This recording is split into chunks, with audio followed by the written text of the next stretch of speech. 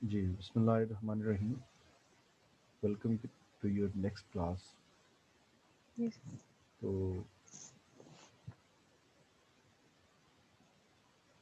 आज हम स्टार्ट ले रहे हैं यूनिट 4 से।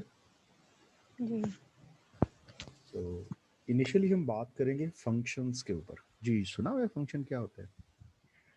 functions जी सर जी, सर सिग्निफिकेंट रिलेशनशिप होता है जो रिप्रेजेंट करता है मैथमेटिकल फंक्शंस को। हाँ, अब फंक्शन देखें, आगे हम पढ़ते हैं इसकी डेफिनेशन क्या है।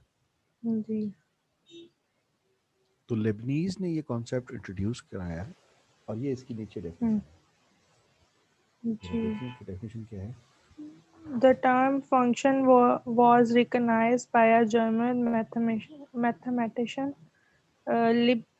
Leibniz. लेबनीज, ठीक है, ये छोटी सी बात याद रखनी जी जनरल इन्फॉर्मेशन के लिए कि लेबनीज ने इसको इंट्रोड्यूस किया था। हम्म, और जैसे जी ये पहला फंक्शन आपको बताया गया ना, यहाँ ये देखें पहली बात, a इज इक्वल टू जी x square. a is equal to x square. अब x2 ये फंक्शन जो है इसमें a रिप्रेजेंट करता है एरिया को। a से मुराद क्या है? एरिया। area. और x से क्या मुराद है? ये साइड है एरिया की। यानी फर्ज जी करने कि अगर आप कोई रीजन लेते हैं, लेट अस सपोज कि आपने स्केयर लिया है, आपको पता है स्केयर की चारों साइड्स बराबर होती हैं, जी ठीक है। जी सर लेट अस सपोज कि अगर आप एक स्केयर टेकअप करते हैं, अब इस स्केयर की एक साइड एक्स है, तो अंडरस्टूड दूसरी भी एक्स होगी, तीसरी भी एक्स होगी, और जो फोर्थ साइड है वो भी एक्स होगी। तो इसको हम मैथमेटिकली कैसे लिखते हैं कि area as a function of side. यानी अगर आपको जी साइड पता हो तो आप एरिया निकाल सकते हम्म, हैं। इसी तरह फंक्शन की एक और एग्जांपल क्या है जी, v is equal to 4/3 pi r cube. तो यहाँ पर अच्छा, वॉल्यूम जो है वो हम्म, फंक्शन है रेडियस का। ठीक है वॉल्यूम फंक्शन किसका है? रेडियस का। वॉल्यूम फंक्शन रेडियस जी यानी अगर आपने किसी चीज़ का गोल चीज़ है, उसका वॉल्यूम फाइंड करना है, ये फर्ज करने ऐसे गोल चीज़ है, ठीक ठीक है। अब अगर इसका रेडियस पता है आपको,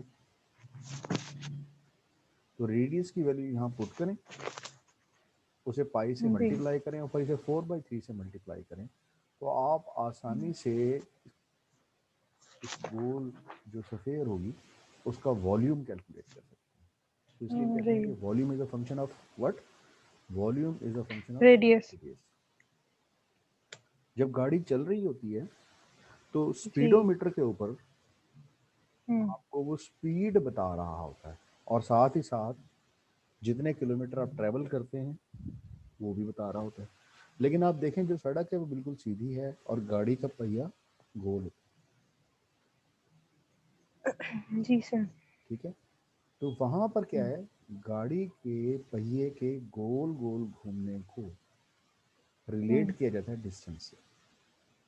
ठीक यानी गाड़ी के पहिए का एक खास साइज होता है, हम्म जब वो एक चक्कर पूरा करेगा ना तो वो कुछ डिस्टेंस कवर करेगा। अब ये हम्म फर्ज कर लें आपके पास व्हील है, अब उस व्हील का कुछ ना कुछ रेडियस होगा। तो आप क्या जी जानते हैं कि ये एक चक्कर में कितना डिस्टेंस कवर करेगा? तो इसके लिए फार्मूला होता है c is equal to 2 pi r। 2 pi r c इसके एक चक्कर का तय करना फासला होगा। एक चक्कर में व्हील जितना डिस्टेंस कवर करेगा उसे c से रिप्रेजेंट करेंगे, जो के बराबर होगा जी किसके? 2 पाई r के। यानी 2 पाई को हम्म मल्टीप्लाई कर दें इसके रेडियस से, जी तो इससे आपको क्या मिल जाएगा? c। सी डिस्टेंस ठीक है जी। तो c से मुराद सर्कमफेरेंस है, ठीक है, डिस्टेंस डिस्टेंस है एक तरह का, कि एक जी चक्कर में जो व्हील है वो कितना डिस्टेंस कवर करेगा। जी तो अब हम जरा इसकी डेफिनेशन देखते हैं। यहाँ इसकी डेफिनेशन है पहले, क्या है? A function is a rule. Function दरअसल क्या होता है? एक रूल होता है। जी और क्रॉसपॉन्डेंस या इसमें कोई क्रॉसपॉन्डेंस देखी जाती है relating to two sets in such a way, और इसमें हम दो सेट्स लेते हैं इन सच ए वे, सेट इस तरह से लेते हैं each element of in the first set correspond to one and only one element of the set। कैसी सूरत में? एक सेट एलिमेंट। के, जी ठीक है, एक सेट अगर दूसरे से रिलेशनशिप अगर आप लें तो ऐसी सूरत में क्या होना चाहिए? उसका एक एलिमेंट सिंगल इमेज होना चाहिए, single single unit sir. Single image होना चाहिए। जी ठीक? हर एलिमेंट का एक सेट से दूसरे सेट में अगर आप तरतीब लें, निस्बत लें, तो हम्म सिंगल क्रॉसपॉन्डेंस होनी चाहिए। हम्म, ठीक है। जी अब फंक्शन की डेफिनेशन देखिए क्या है। A function a function. जी f from set x to y is a rule. इसका मतलब इसमें दो सेट्स होना जरूरी है। जी एक सेट को आप कह दें x, ये जी x, ये दूसरा सेट है, इसको आप कह दें y। हम्म अब फंक्शन क्या है, यहाँ दरम्यान में आप f लिख दें कि फंक्शन हम्म, एक रूल है जिसके जरिए आप क्या करते हैं। Function is a rule, function एक रूल है। जी a function f from x to y, ये हमेशा x से y तक हो, ऐसे। हम्म, ये एक रूल है, एक कानून है। जी that assigns each element of set x in x वो unique element y in y। अब कहता है यहाँ, मैं अक्सर ये कहता हूँ कि ये यूँ समझ लें, आज आपके घर क्या आए हुए थे, गेस्ट आए हुए थे, आप समझ जी लें ये गेस्ट, हम्म, ठीक है। और जो गेस्ट को एंटरटेन करता है उसे क्या कहते हैं? गेस्ट को हम्म, गेस्ट को एंटरटेन घर वाले करते होंगे। घर वाले, उन्हें होस्ट कहते हैं। जी हम्म, तो दो किस्म के लोग हैं, एक गेस्ट हैं, दूसरे होस्ट। होस्ट। अब जो पहला सेट है ना, उसमें हम गेस्ट ले लेते हैं, एक गेस्ट का नाम रख लेते हैं x1, दूसरे गेस्ट का जी नाम रख लेते हैं x2, तीसरे गेस्ट का नाम रख लेते हैं x3। हम्म और घर में जो आपके होस्ट हैं हम्म वो कुछ ऐसे हैं।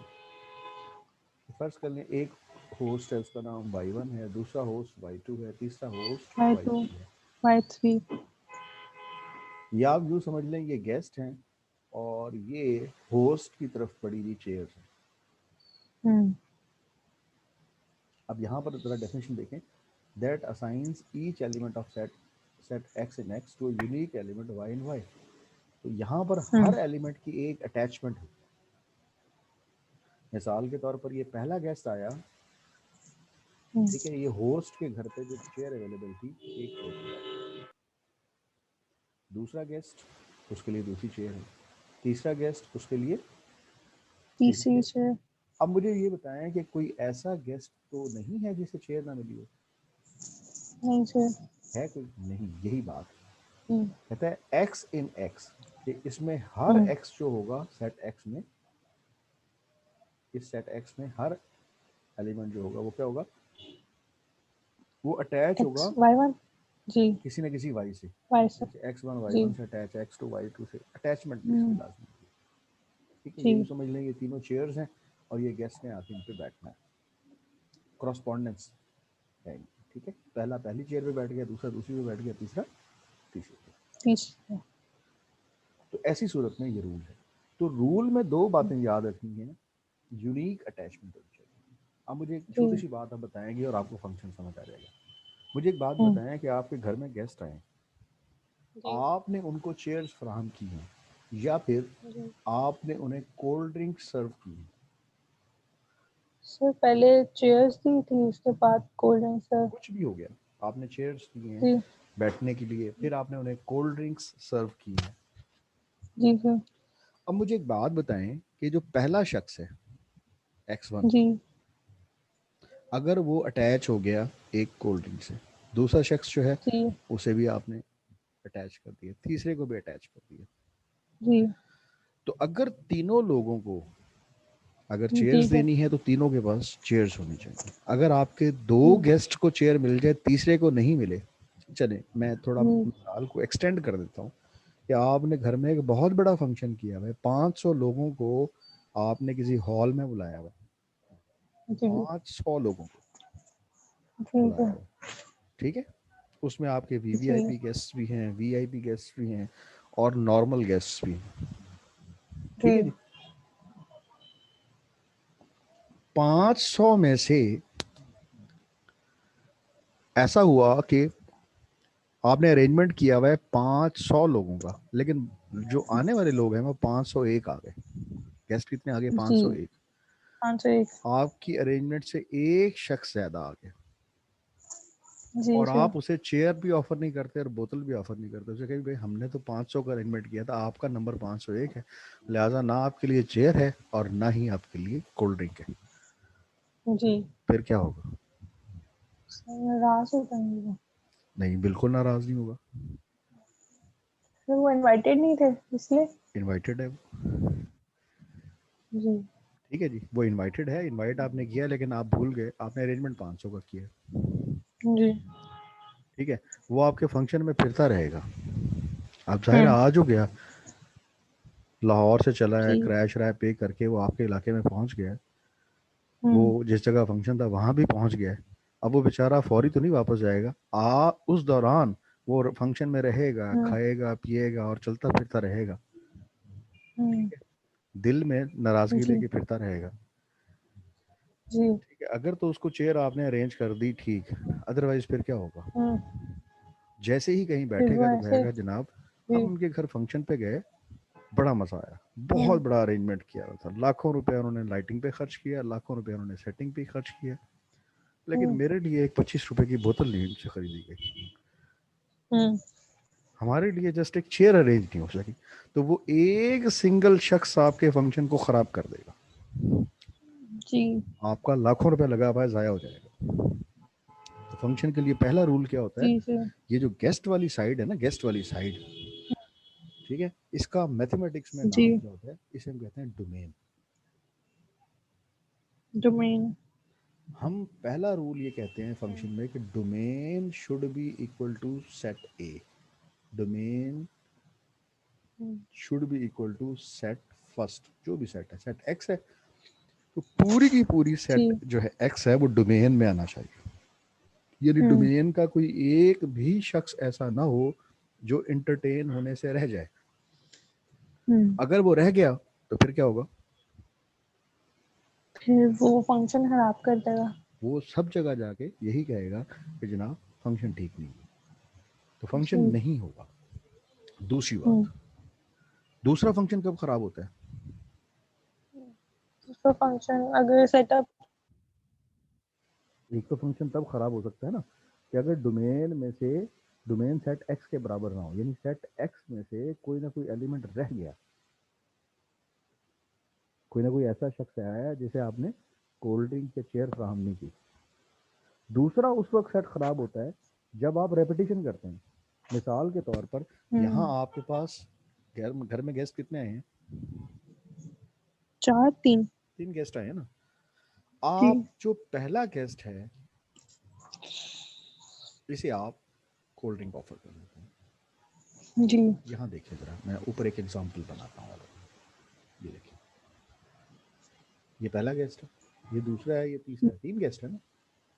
अच्छा, जी। हमने यहाँ पर क्या किया है, इनके लिए मुख्तलिफ किस्म की कोल्ड ड्रिंक्स भी मंगवाई है, हमारे पास है मौजूद, लेकिन जो जी। सर्व करने वाला बंदा है वो ठीक नहीं है। वो क्या करता है? वो आता है, हम्म। पहली कोल्ड ड्रिंक भी उठा के पप्पो को दे देते हैं, हम्म। जी दूसरी कोल्ड ड्रिंक भी पप्पो की तरफ चली गई, ठीक है, और जी। तीसरी। अब हम्म। इधर 2 खाला बैठी हुई है 2 और 3 स्टेज पे, जी। फिर क्या होगा? अब तीनों बोतलें फिर उठा के आगे। आपने एक गेस्ट के पप्पा सामने को दे रख दो। दिए और जो बाकी 2 गेस्ट हैं उनको कुछ नहीं दिया, जी। तो क्या होगा? सर वो उनका मूड खराब हो जाएगा। गेस्ट नंबर 1 तो खुश हो जाएगा, लेकिन गेस्ट नंबर 2 और 3 ये उसी वक्त वावेला मचा के फंक्शन से निकल जाएंगे, तो फंक्शन नहीं रहेगा। जी तो दूसरा रूल क्या होता है? दूसरा ये होता है कि no repetition in domain. No repetition in domain. Domain में रेपिटेशन नहीं होनी चाहिए। अगर डोमेन रिपीट हो जाए, डोमेन में रेपिटेशन आ जाए, तो फंक्शन नहीं रहता। ये आपने असूल याद रखना है। तो यहाँ यही आगे बताया गया कि set x is called domain. इसमें जो पहला सेट है वो डोमेन कहलाता है, और जो सेट वाई होता है वो रेंज होती है। जी, मेरी बात को फॉलो किया है आपने? जी सर। रेंज आपकी क्या है? आपने चेयर्स मंगवाई हुई या कोल्ड ड्रिंक्स मंगाई हुई है। डोमेन क्या है? आपके गेस्ट हैं। तो डोमेन के बारे में कौन सी दो बातें याद रखनी है? कि एक डोमेन में एक तो इक्वल होनी रेपिटेशन नहीं हो चाहिए। सकती, जी। और दूसरी बात, डोमेन पूरी इक्वल की होनी पूरी चाहिए। सेट में से होनी चाहिए। पूरा का पूरा जो सेट होगा ना, पहला सेट, वो सारा का सारा डोमेन में काउंट होगा। ये दो बातें याद रखनी है। आगे चलें? जी कोई जी मुश्किल इसमें? नहीं सर। तो ये फंक्शन के दो असूल हैं, ये हमने याद रखने हैं। क्या दो असूल बताएं जरा, एक दफा रिपीट कर दें ताकि हम आगे बढ़ें। एक उसमें नो रेपिटेशन होनी चाहिए और पहली डोमेन शर्त क्या का है? सेट पहली शर्त क्या है?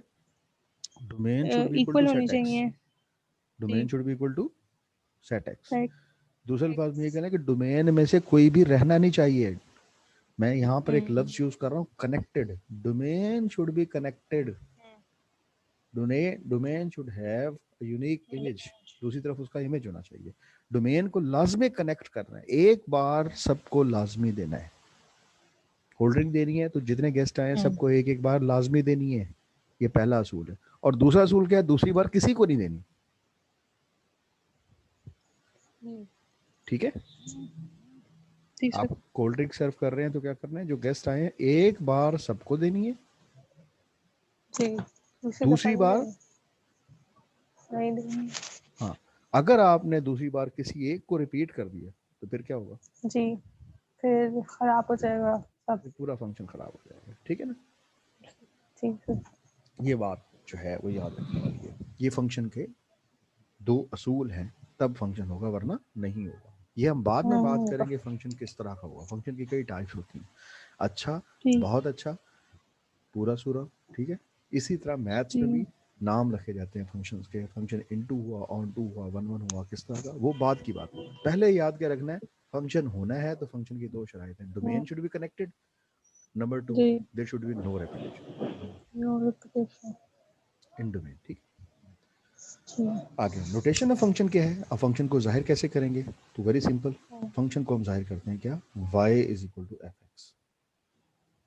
y is equal to f x. कि अगर पहला सेट है वो कैपिटल एक्स है, और उसके अंदर जो एलिमेंट्स हैं वो स्मॉल एक्स से आप रिप्रेजेंट कर रहे हैं। दूसरा सेट कैपिटल वाई है, और उसके अंदर जो एलिमेंट्स हैं उसे हम वाई से रिप्रेजेंट कर रहे हैं। तो फंक्शन जो होगा ना एक्स से वाई में, इसे आप लिखते हैं कि y is equal to f f x होता है। Y is equal to f f x. अब इसमें जो x होता है, इसके बारे में याद रखें, ये इंडिपेंडेंट होता है। क्या होता है? इंडिपेंडेंट। और जो y होता है ये हमेशा डिपेंडेंट होता है। ठीक है, ये डिपेंडेंट है। इंडिपेंडेंट का मतलब क्या है? जैसे बच्चे, चिल्ड्रन, और पेरेंट्स। अब इनमें चिल्ड्रन और पेरेंट्स में क्या फर्क होता है? जो बच्चे होते हैं वो हमारे माँ बाप होते हैं। बच्चे क्या होती हैं? ना समझ होते हैं। चिल्ड्रन और पेरेंट्स में क्या फर्क होता है? मैं बात कर रहा हूँ डिपेंडेंट और इंडिपेंडेंट के हवाले से। देखिए, जो पेरेंट्स होते हैं दे आर इंडिपेंडेंट। वो अपने डिसीजंस खुद लेते हैं। ठीक है। वो अपनी अर्निंग्स खुद मैनेज करते हैं। वो अपने अखराजात खुद मेंटेन करते हैं। वो अपनी चीज़ों को खुद मैनेज करते हैं। इसलिए वो इंडिपेंडेंट होते हैं। Parents are independent. और चिल्ड्रन जो होते हैं, बच्चे हैं, ये है डिपेंडेंट। जी। अगर पेरेंट्स अमीर हों हम्म। तो 7 साल का बच्चा भी V8 जो है वो बोसो रोड पे चला सकता जी। है 6-7 साल का बच्चा। जी। जी। लेकिन अगर पेरेंट्स बहुत ज़्यादा गरीब हैं तो हो सकता है कि 7-8 साल के बच्चे को यूनिफॉर्म ड्रेस ही ठीक ना मिले, कपड़े ठीक से जी। ना पहन सकें। तो ये बच्चे डिपेंडेंट होते हैं अपने पेरेंट्स के ऊपर, ठीक है, जी। राइट। जी सर। तो इंडिपेंडेंट और डिपेंडेंट पता लग गया। यानी जी। इंडिपेंडेंट जो है, अगर उसमें आप किसी किस्म की तब्दीली करते हैं, अगर फर्ज कर लें पेरेंट्स हम्म। के हालात थोड़े से टाइट होते हैं, कारोबार में नुकसान हो जाए, तो हम्म। उसका असर बच्चों पर भी हम्म। होता है। हम्म। और अगर कारोबार में खुशहाली हो, डेवलपमेंट हो रही हो, तो फिर क्या है, उसका फायदा बच्चों को होता है, हम्म। ठीक है। तो इंडिपेंडेंट में जी। तब्दीली करने पर डिपेंडेंट पर भी फर्क पड़ता है, ठीक है जी। हम्म। मिसाल के तौर पर मैं कहता हूँ कि फंक्शन की वैल्यू है क्या, 5x। जी 5x। अगर x की वैल्यू 1 लें तो y इज इक्वल टू कितना आ जाएगा, you will write 5 into 1, you will gate 5। लेकिन अगर आप जी। x की वैल्यू 10 ले लें तो फिर y की वैल्यू क्या होगी, 5 multiplied by 10, you will gate 50। 50। तो इसका मतलब 50। जैसे ही x चेंज हुआ y चेंज हो गया। जी। आप कहेंगे जब x 1 था, हम्म। जब x की वैल्यू 1 थी y की वैल्यू 5 थी, और जैसे जी। ही x की वैल्यू 10 हुई y की वैल्यू 50 हो गई। 50। तो ऐसी सूरत में कौन तब्दील हो रहा है, x। जैसे ही आप x को चेंज करेंगे y चेंज हो जाएगा। तो चूंकि x के चेंज होने पर y चेंज हो रहा है, लिहाजा x को कहते हैं कि ये इंडिपेंडेंट है, ये क्या है, जी। इंडिपेंडेंट है, और ये जी। डिपेंडेंट है। जी सर। ये आगे चले। जी। अब फंक्शन की एक और शक्ल देखिए, देखिए क्या है definition. A function can be considered as a computing machine f that takes an input x1. Yes, x1 operates on it in some way and produce exactly one output f into x. This ठीक है। output. अब वो कहता है कि जी। ये समझें कि जो फंक्शन है ये एक मशीन है। ये देखें ज़रा डायग्राम के अंदर कि जो फंक्शन जो है उसका एक हमने बॉक्स बना जी। लिया, ठीक है। जी। इसको जैसा हम हम्म। इनपुट देंगे वैसा हम्म। ही आउटपुट निकलेगा। जी। एक लफ्ज यूज किया जाता है, बड़ा मशहूर है, आपने सुना है ये लफ्ज, जी आई है सर। जी, जी आई है। GIGO। इसको पढ़ते हैं बिजनेस की लैंग्वेज में गीगो। ईगो। क्या कहते हैं, ईगो। गीगो। गीगो का मतलब क्या होता है, अब जी से मुराद है गार्बेज। गार्बेज किसे कहते हैं, जी। ये जो कूड़ा करकट वगैरह कन। है। जी। आई से मुराद है इन, हम्म। गार्बेज इन। हम्म। आगे नेक्स्ट फिर जी है तो गार्बेज, वो से मुराद है आउट। हम्म। तो फंक्शन की एक ही बात याद रखें, अगर आप अच्छा इनपुट देंगे आपको आउटपुट भी अच्छा मिलेगा। जी। अच्छा इनपुट देंगे आउटपुट भी अच्छा तो मिलेगा। अच्छा अगर मिलेगा। आप एग्जाम्स के लिए मेहनत अच्छी करेंगे तो आपके हम्म। ग्रेड्स भी अच्छे आएंगे, जी सर। ग्रेड्स भी अच्छे आएंगे। अच्छे आएंगे। अदरवाइज क्या है, गीगो, यानी गार्बेज इन हम्म। Garbage out. जैसी चीज आप हम्म। डालेंगे प्रोसेस होके वैसी ही बाहर आएगी। हम्म। यानी फंक्शन एक ऐसी मशीन है जिसमें जैसा आप जैसा आप इनपुट देंगे करेंगे वैसे मिलेगा। वैसे ही जी। आपको आउटपुट मिलेगा। ऐसा नहीं होगा कि आप हार्ड वर्क नहीं करें, मेहनत नहीं करें तो आपको सक्सेस मिल जाए। सक्सेस के लिए जी। क्या है, आपको हार्ड वर्क करनी मेहनत। पड़ेगी, मेहनत करनी जी। पड़ेगी, स्ट्रगल करनी पड़ेगी। तो यही फंक्शन का असूल है, क्या, अच्छा इनपुट दें, ठीक है। और अच्छा आउटपुट मिलेगा। अच्छा, अब मैंने जी को रिप्लेस कर दिया, पहले मैंने जी के लिए लफ्ज यूज किया है गार्बेज, जी। अब मैं कहता हूँ गुड, हम्म गुड इनपुट गुड आउटपुट। हम्म अच्छी इनपुट देंगे आपको आउटपुट भी अच्छा मिलेगा। अच्छा आउटपुट मिलेगा। ठीक जी। है जी। तो ये एक ठीक है। कंप्यूटिंग मशीन है जिसने कंप्यूट करके आपको रिजल्ट देना है। अगर आप इसमें अच्छी चीज़ इनपुट में देंगे आउटपुट भी अच्छी आएगी, इनपुट वीक होगी आउटपुट भी वीक होगी। देखो। इसी तरह जो एक्स है इसके बारे में बता दिया कि ये इंडिपेंडेंट होता है हमेशा, और वाई जो है यहाँ डिपेंडेंट है, यहाँ भी यही बात बताई गई। ठीक है जी। जी। जी तो ये थोड़ा सा तारुफ था फंक्शंस के साथ। अब हम जी। चलते हैं अपनी रिव्यू एक्सरसाइज की तरफ। जी। ये आप आ जाए पेज नंबर 149 पे। 149। जी सर आ गई।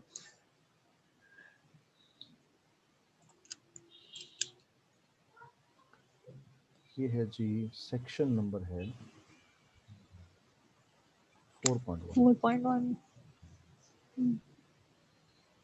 जी तो इसमें कुछ इंफॉर्मेशन हमें दी गई हैं, अगर आप देखें क्या इंफॉर्मेशन है।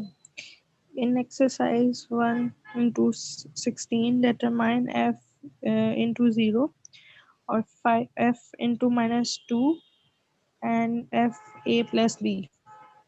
जी तो जी।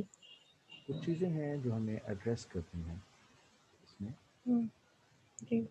तो इस सेक्शन में चंद बातें बताई गई हैं। सेक्शन 4.1 है, इसमें कहता है इस एक्सरसाइज में क्वेश्चन नंबर 1 से 16 तक आपने जस्ट क्या करना है, f डिटरमिन को करना 0 है। और जी।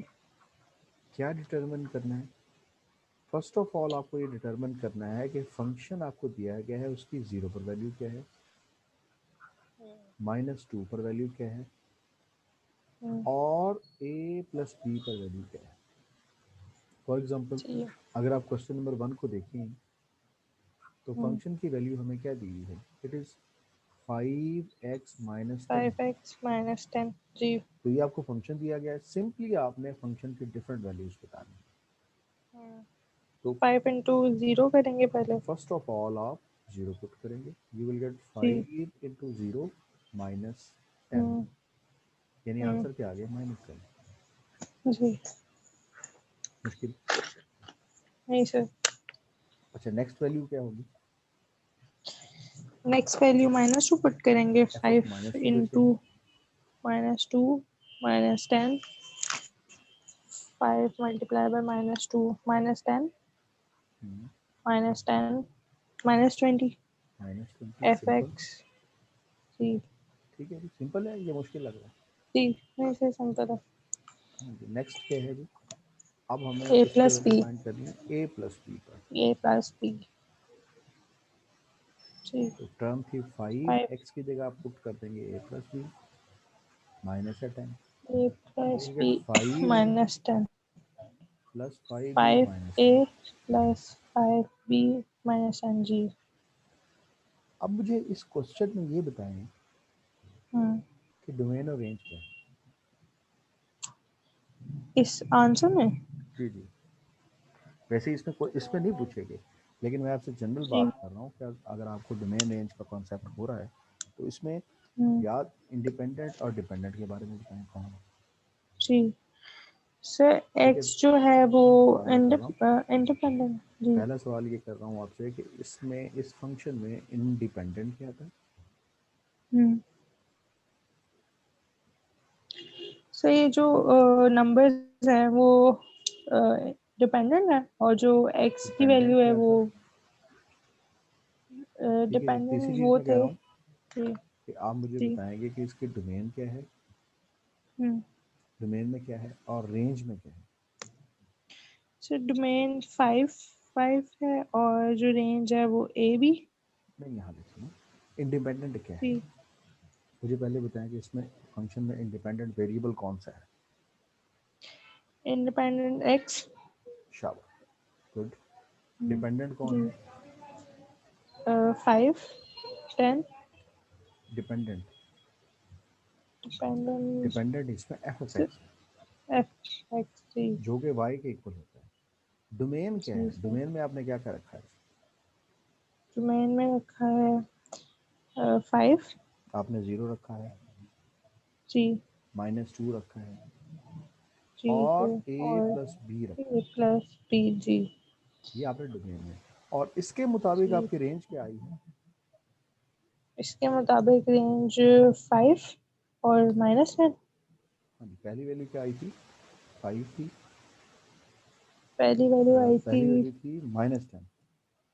जी पहले 0 पे चेक की थी ना आपने, तो जी जी -10 थी। फिर आपने जी -2 पर चेक की थी तो -20 आई थी। -20 आई थी और जी अभी वैल्यू आई है 5a 5b प्लस -10, 5b जी राइट। तो ये जी थोड़ा सर सा हमें फंक्शंस की यहाँ से पहचान रखते हैं। जी 1 से लेकर ठीक है 16 तक एक जैसे क्वेश्चन है। अगर किसी में तो हम्म। आपको लग रहा हो कि उसको अंडरस्टैंड करने में प्रॉब्लम होगी तो बताएंगे हम। तो ये स्केल ऐसे ही रहेगा या स्केल उसका स्केल ले लेंगे हम जो जैसे इसमें अगर 0 पुट करेंगे नहीं -2 पुट करेंगे तो उसका स्केल ले लेंगे स्केल और लेंगे, बिल्कुल हाँ जी, जी ठीक है सर हो जाएगा हो जाएंगे। सिंपल है ना जी। जी जी सर। अच्छा, आगे चलो। हम्म आगे जो क्वेश्चन नंबर 17 से ऑनवर्ड्स हैं हम्म, सारे क्वेश्चन, इसमें क्या कहता है? कहता है जी determine domain of the function of the function. ठीक है कि आप जी इस फंक्शन की डोमेन बताएं, हम्म आप इनमें क्या डोमेन ले सकते हैं। जी ठीक है, ये कुछ फार्मूले आपको दिए गए हैं। तो कहाँ पे रेंज नहीं पूछी उसने, जी सिर्फ डोमेन पूछी है। अब हम्म 17 में है, कहता है एफ ऑफ एक्स है इक्वल टू इज है इक्वल टू -10। -10 ठीक है, जी अब आप ये मुझे हम्म बताएं कि आप इसके डोमेन क्या ले सकते हैं। सर डोमेन -10 नहीं जी, क्वेश्चन 10 तो 17 की बात हो रेंज हो रही जाएगी ना है। जी सर जी डोमेन का मतलब होता है इसमें जो वैल्यूज भी आप रख सकते हैं। फिलहाल तो यहाँ वेरिएबल ही कोई हम्म नहीं, लेकिन अगर जब वेरिएबल जी हो या ना हो, हम्म दोनों सूत्रों में डोमेन कहते हैं कि एक्स की वैल्यूज जो आप ले सकते हैं। मिसाल के तौर पर आप यहाँ पर रखते हैं जी -1, यहाँ हम्म जो कि एक्स की वैल्यू कोई नहीं तो आंसर -10 ही होगा। -2 जी तब भी यहाँ एक्स की कोई वैल्यू नहीं है। 0 तब भी हम्म एक्स की कोई वैल्यू नहीं है। जी सर आप 4 रखते हैं तब भी। तो इसमें तो एफ ऑफ एक्स की वैल्यूज हैं वो चेंज नहीं हो रही, जी चाहे आप एक्स की वैल्यूज चेंज करें। तो इसका मतलब डोमेन जो हम्म है उसमें हम्म आप तमाम रियल लाइन रख सकते हम्म हैं। ऑल रियल नंबर्स, तमाम किस्म के रियल नंबर्स आप इसके डोमेन में रख सकते हैं। जी बट रेंज कैसी होगी? रेंज डिपेंड करती है कि आया जो क्वेश्चंस हैं वो किस तरह वेरी करते हैं। जी डोमेन में आप सब रख सकते हैं, हम्म कुछ भी रख सकते हैं डोमेन में। इसी जी तरह जरा क्वेश्चन नंबर 19 देखें। जी 19 में कहा गया कि f f x is equal to 5। 5x -10 ये वही क्वेश्चन फिर रिपीट हो गया। अब मुझे जी बात बताएं कि x की कोई ऐसी वैल्यू है जो हम ना रख सकते हैं? तो x की वैल्यू हम खुद से फर्स्ट करेंगे हाँ b जी, तो x नहीं की है वैल्यू ना तो हम खुद से कंसीडर करते हैं ना, तो इसकी भी जी डोमेन ऐसी ही होगी, ऑल रियल नंबर्स। चले मैं अगर आपको हम्म कुछ हट के क्वेश्चंस को अंडर रूट वाला या स्केयर वाला देखता हूँ कि जिसमें आपको जी थोड़ा सा कॉन्सेप्ट बेहतर हो सके कि हम किस में रियल नंबर्स नहीं ले सकेंगे। इसमें क्वेश्चन में चूज करता हूँ 25 क्वेश्चन देखें। जी क्वेश्चन नंबर 25 हम्म जी, पढ़ें जरा। क्वेश्चन नंबर 25 क्या है? fx is equal to √x plus 4 x+4। जी इसमें मैं ऐसा करता हूँ, कुछ वैल्यूज सोचता हूँ। फॉर हम्म एग्जाम्पल, अगर मैं 0 रखूँ, मैंने खुद से चॉइस x किया की कि x जगह की जगह 0 रखते हैं। जी जैसे ही 0. हम 0 प्लेस करते हैं तो हमारा कुछ ना कुछ आंसर आएगा. फॉर एग्जाम्पल 4/2 यानी आंसर होगा. अगर हम, ये हमारा रियल आंसर है, रियल नंबर है. जी सर. अगर मैं x की जगह -4 पुट करता हूँ देन क्या आएगा? ठीक है ना, x प्लस 0. 4 x की जगह -4 पुट करेंगे तो 4 + 4 ये तो 0 हो गया. It has turn to 0. जी. फिर अगर हम x =-5 रखें, फिर देखते हैं क्या होता है.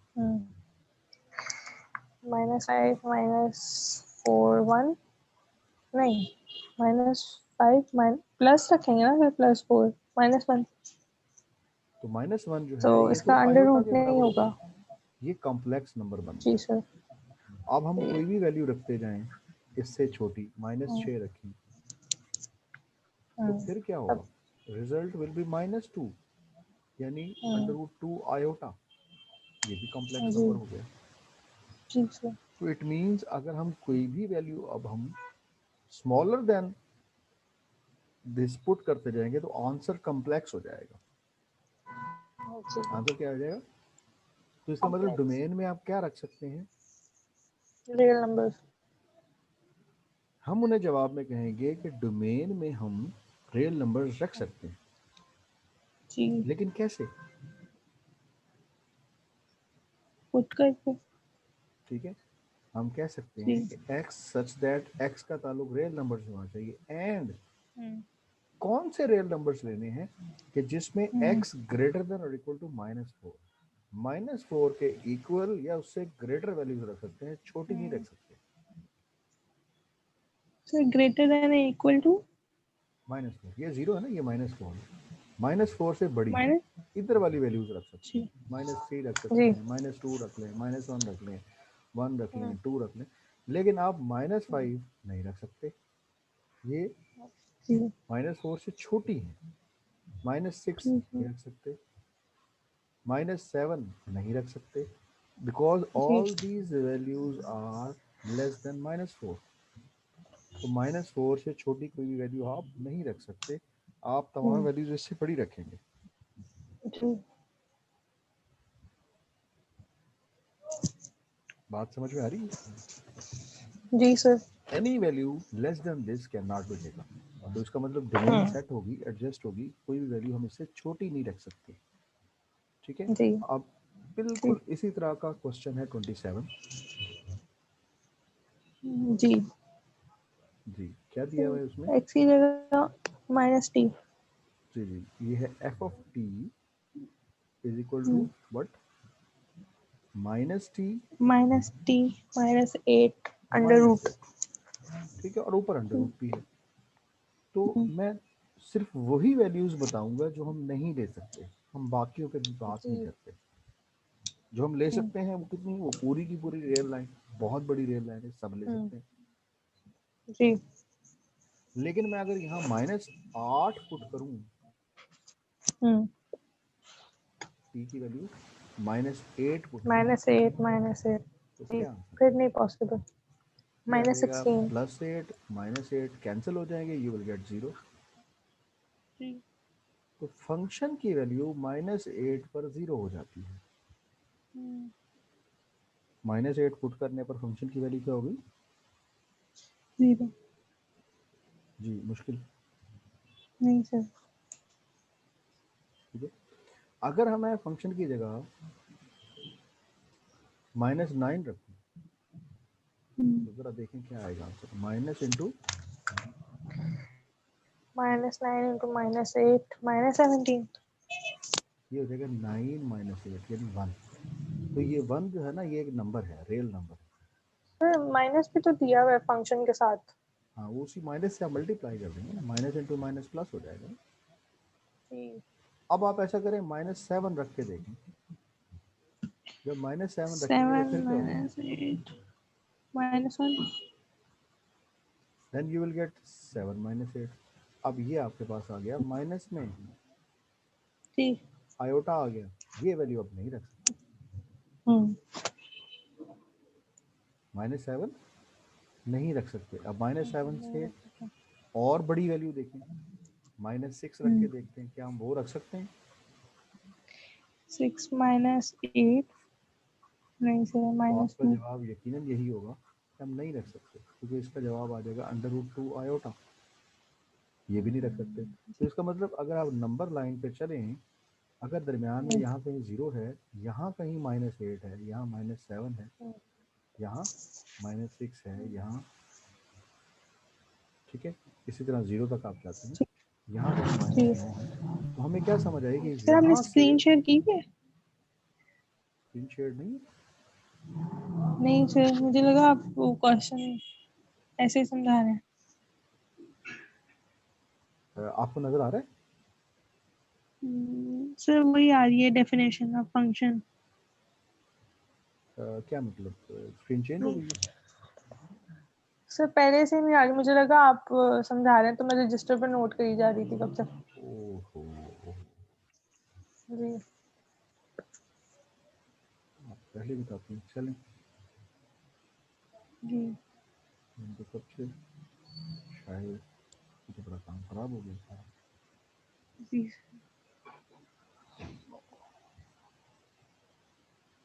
चलिए, अब ठीक है, जी स्क्रीन है शेयर होगी जी सर।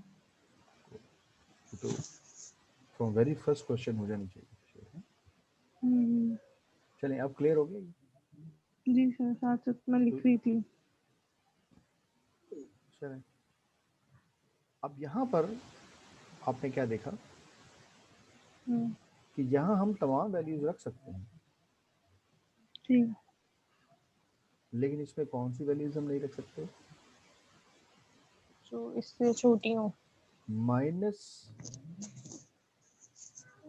जो 8 है, इससे हम बड़ी वैल्यूज नहीं रख सकते, तो इससे छोटी सारी रख सकते हैं। जी so we can say that कि t इज लेस देन और इक्वल टू -8, यानी -8 से लेस वाली तमाम वैल्यूज हम टेकअप कर सकते हैं।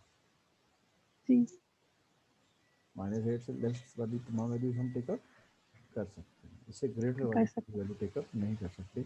मैं थोड़ा सा आपको हम्म ओवरव्यू दे देता हूँ, जरा अगर कोई नोट करने हम्म में मसला हो तो ये थोड़ा सा देख लें कि जी क्वेश्चन आप मुझे बताते हैं कि स्क्रीन शेयर नहीं हुई, तो मैं थोड़ा सा आपको रिव्यू करा देता हूँ थोड़ा सा। जी इस सेक्शन में हमने अभी क्या किया, जब 5। हमने 4.1 एक्सरसाइज शुरू की, जी तो एक था determine value of function at 0, -2 and a+b। तो सबसे पहले आपने 0 पर वैल्यू निकाली फंक्शन की, 10 आई, जी ठीक है, उसके लिए आपने फंक्शन में जहाँ जहाँ एक्स था 0 पुट किया और सिंप्लीफाई किया। इसी हम्म तरह फंक्शन में आपने -2 पुट किया तो -20 वैल्यू आ गई। जी इसी तरह फंक्शन में आपने a+b पुट किया तो 5a + 5b - 10, राइट। जी जी सर। इंडिपेंडेंट वेरिएबल इस फंक्शन में x था, डिपेंडेंट इसमें y था, डोमेन इसकी वो थी जो आपने क्वेश्चन में पुट की, वो थी 0, -2 और a+b, और रेंज क्या है, -10, -20, 5a + 5b - 10, राइट। जी जी अगला क्वेश्चन मैंने आपको सॉल्व ये करके दिखाया कि फंक्शन दिया हुआ है f(x) = -10। ये नेक्स्ट फंक्शन था, क्वेश्चन नंबर 17 ये अटैम्प्ट किया। इसमें मैंने आपको x की मुख्तलिफ वैल्यूज पुट करके दिखाई, तो आपको ये पता लगा कि राइट हैंड साइड का आंसर वही रहा, राइट हैंड साइड का आंसर चेंज नहीं हुआ। लेफ्ट हैंड साइड पे नहीं। आप जो भी वैल्यू रखते गए, राइट हैंड साइड का आंसर चेंज नहीं हुआ। जी तो इसका मतलब ये हुआ कि राइट हैंड साइड किसी कांस्टेंट के बराबर है। असल में जो राइट हैंड साइड है ना, ये जो आंसर आता होता है ये रेंज का होता है। तो आपसे रेंज जी पूछी नहीं गई, आपसे क्या पूछा गया कि आप इसमें डोमेन बताएं डोमेन। कि क्या होगी। तो आपने देखा कि डोमेन में हम तमाम वैल्यूज रख सकते हैं, लिहाजा ऑल द रियल नंबर्स इसकी डोमेन होगी। इसी तरह नेक्स्ट क्वेश्चन है 5x - 10, इसमें भी आप x की जगह पर हर वैल्यू रख सकते हैं, लिहाजा इसकी डोमेन भी क्या है, ऑल रियल नंबर्स। जी अच्छा, नेक्स्ट फंक्शन हमने किया अंडर रूट वाला। हम्म इसमें थोड़ा सा टेक्निकल ये होता है कि आप तमाम वैल्यूज रख सकते हैं, लेकिन आपने स्क्वायर रूट में ऐसी वैल्यू तलाश करनी है जो वैल्यू अगर हम इसमें पुट करें तो आंसर आपका 0 आ जाए या कॉम्प्लेक्स हो जाए। फॉर एग्जाम्पल अगर आप ठीक इस है। फंक्शन में -4 पुट करते हैं एक्स की जगह, तो -4 पुट करने पर सिंप्लीफाई करेंगे तो आंसर आपका 0 आ जाएगा। जी। तो ये इसका मतलब हमें समझ आ गया कि 0 एक ऐसा पॉइंट है, क्योंकि 0 एक ऐसा नंबर होता है कि जिससे अगर आप राइट साइड की तरफ मजीद चलेंगे तो पॉजिटिव नंबर्स होंगे और लेफ्ट पे चलेंगे तो नेगेटिव। इसका मतलब अगर वैल्यू 0 आ गई तो चांसेस यही हैं कि अगर हम एक वैल्यू डोमेन की और कम करेंगे तो हम नेगेटिव नंबर्स की तरफ चल जाएंगे। तो जैसे ही -5 पुट करते हैं तो वाकई आंसर हमारा कम्प्लेक्स आ जाता है। तो इसका मतलब ये हुआ कि हम अंडर रूट में, स्क्वायर रूट में जो एक्स की वैल्यूज़ हैं वो नेगेटिव नहीं लेंगे, कम्प्लेक्स नहीं लेंगे, क्योंकि हमने रियल डोमेन रखेंगे। तो आंसर हमारा क्या कहेंगे, हम कहेंगे x such that x belongs to real numbers, कि हम इसकी जो डोमेन है उसमें तमाम रियल नंबर्स ले सकते हैं। लेकिन शर्त क्या है कि आपने x की वैल्यूज़ या तो -4 से ग्रेटर लेनी है या -4 के बराबर लेनी है। कोई भी वैल्यू आप -4 से जो कम लेंगे ना, -4 से जो कम कोई भी वैल्यू लेंगे तो आंसर क्या हो जाएगा आपका, कॉम्प्लेक्स हो जाएगा, राइट। इसी तरह आगे चलते हैं। अब यहाँ मैंने नंबर लाइन पे इसको रिप्रेजेंट किया कि -4 से बड़ी वैल्यूज ले सकते हैं, छोटी कोई भी वैल्यू टेकअप नहीं कर सकते। नहीं कर सकते। इसी तरह क्वेश्चन नंबर 27 जो है वो भी इसी से मिलता जुलता है कि इसमें भी आपने तमाम वैल्यू सर्च करते हुए एक वैल्यू ऐसी सर्च की कि अगर हम t की जगह पर -8 पुट करते हैं तो आंसर 0 हो जाएगा। जी। t की जगह -8 पुट करेंगे तो आंसर 0 हो जाएगा। -9 पुट करते हैं तो आंसर कॉम्प्लेक्स हो जाएगा, पॉजिटिव। इसका मतलब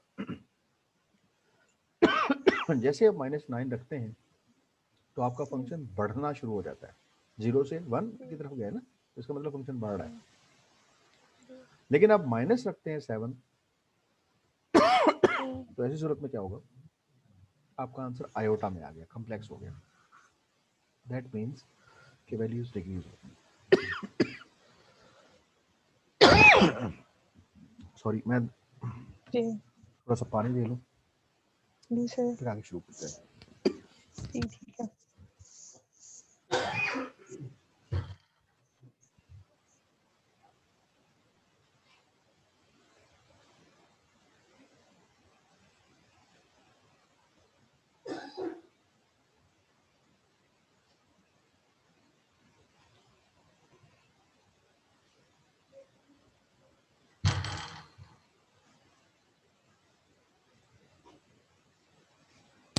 जी,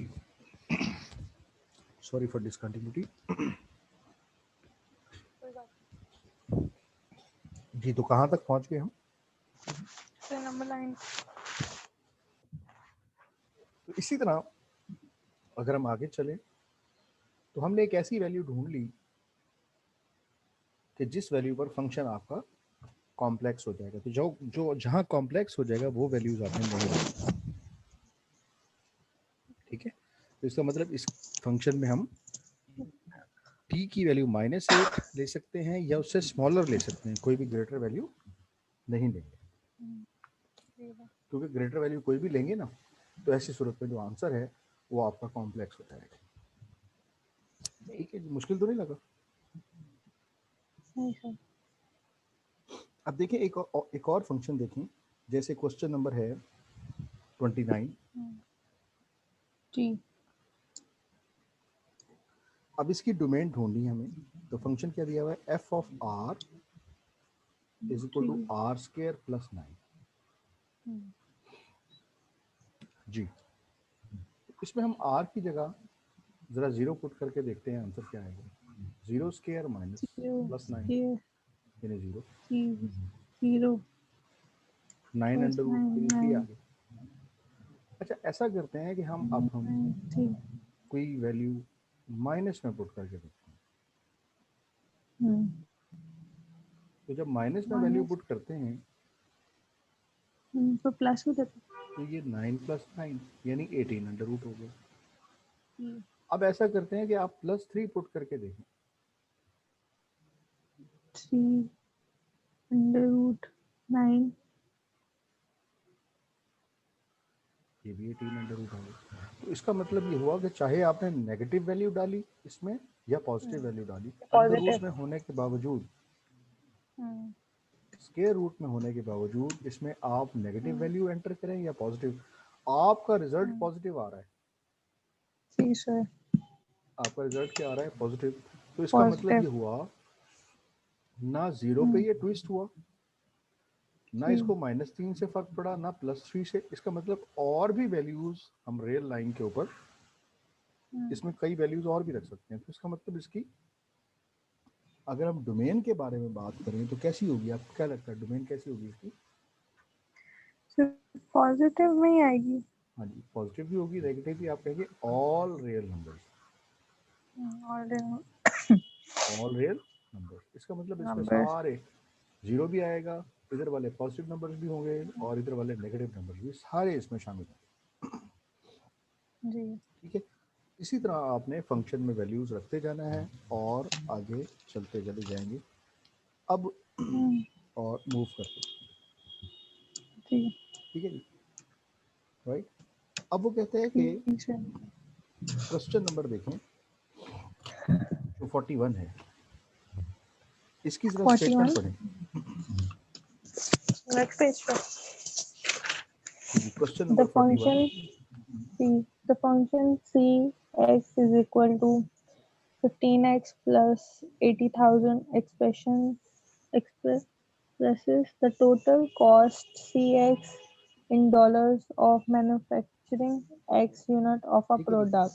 अब वो कहते हैं यहाँ सी से मुराद है कॉस्ट जी। और एक्स इसमें इंडिपेंडेंट वेरिएबल है, जबकि फार्मूला है आपके पास 15x और प्लस है जी 80,000।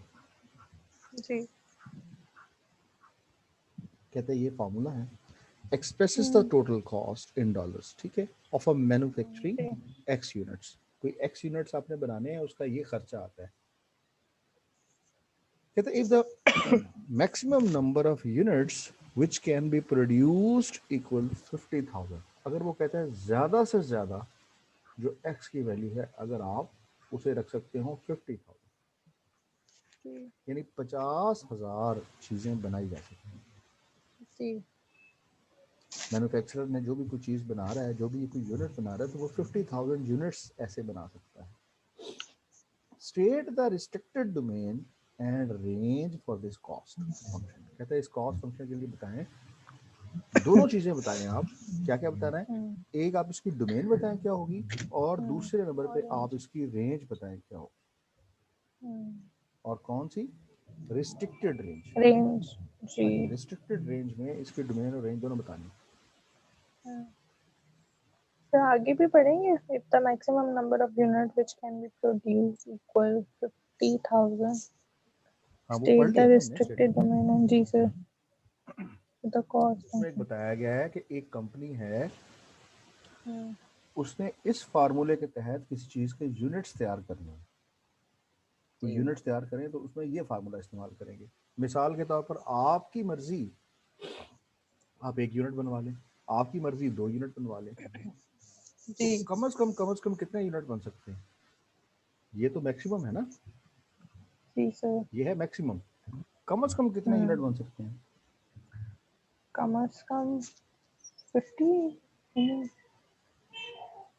जी एक्स की जगह पुट करेंगे ना सर। जी जी, कम से कम कितने ले सकते हैं? ये तो मैक्सिमम ले सकते हैं ना आप। जी सर।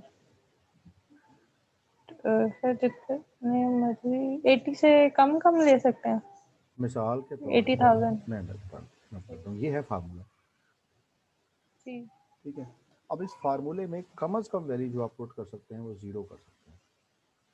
यानी आप कोई भी ऑर्डर नहीं देते, आप कहते हैं कि जो मुझे एक भी यूनिट नहीं चाहिए। कम से कम अगर आप एक भी यूनिट ना लें तो आपको जो पैसे जमा कराने पड़ेंगे वो 80,000।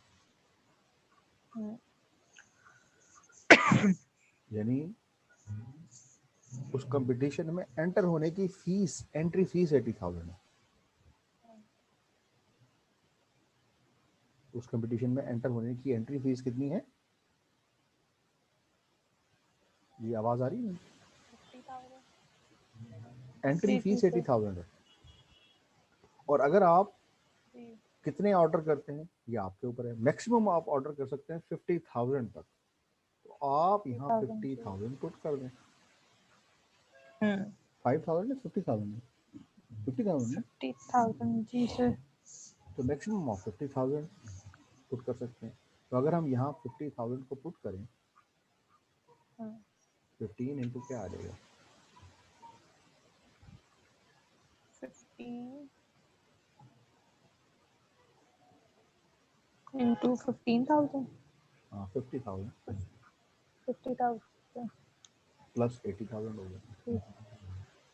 अब आप इसको कैलकुलेट करें, 75,000. ये 100,000. 75 हम्म 0 फिर आगे 3 0, जी 750,000 प्लस प्लस 80,000। 80.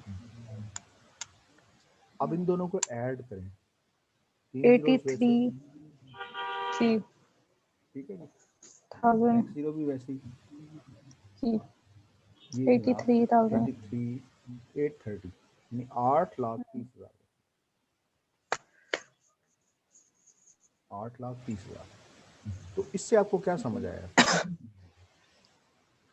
इससे हमारी डोमेन निकल आई है। हाँ जी, इससे हमारी डोमेन भी range निकली है, भी। रेंज भी निकली है। तो हम बारी बारी लिखते हैं कि हम डोमेन में क्या ले सकते हैं। डोमेन 50,000. हम कहेंगे जो हमारी डोमेन थी ना, उसमें छोटे से छोटा ऑर्डर क्या है कि आप कोई भी ऑर्डर ना करें। 0. Your x should be greater than equal to 0, और इसकी बड़ी से बड़ी वैल्यू कितनी थी, आप कितने यूनिट्स ऑर्डर कर सकते हैं, आप 5,000 ऑर्डर कर सकते हैं। ये 50,000 था, 50,000 ऑर्डर कर सकते हैं। ठीक है जी, ये आपकी क्या होगी, डोमेन। अब आपकी रेंज कैसी है, रेंज जो निकली है, तो जो कॉस्ट है आपकी कहाँ से लेकर कहाँ तक है। जब हम कोई भी 80. ऑर्डर ना करें तब हमारा आंसर क्या आया था लास्ट, देखें जरा ऊपर। जब हमने 0 80,000. यूनिट्स का ऑर्डर दिया तब भी आपको 80,000 कंपनी को देना पड़ेगा, ये जो असूल तय होते हैं। उन्होंने कहा जी 80,000 तो लाजमी देना है, चाहे आप एक भी यूनिट बनाने का ऑर्डर ना हो, 80,000 आपको देना पड़ेगा, चाहे आप एक भी यूनिट ना बनाए। ठीक है, और ज़्यादा से ज़्यादा कितने पैसे देने पड़ेंगे आपको, अगर आप 50,000 पूरे यूनिट बनवाएं तो फिर आपको 8,30,000। तो इस तरह से ये हमारी डोमेन और रेंज। तो जब कंपनीज कोई ऐड देती है ना और लोग उस ऐड में अप्लाई करते हैं, जब कंपनीज क्या करती हैं, कोई ऐड देती हैं और लोग उस ऐड के अकॉर्डिंगली अप्लाई करते हैं, तो वो इनिशियली कुछ रकम उस कंपनी को जमा कराते हैं। तो जो रकम वो उसको जमा कराते हैं ना, ठीक है, वो मिनिमम कॉस्ट होती है, उसमें उसे एंट्री फीस कह लें, ठीक है ना,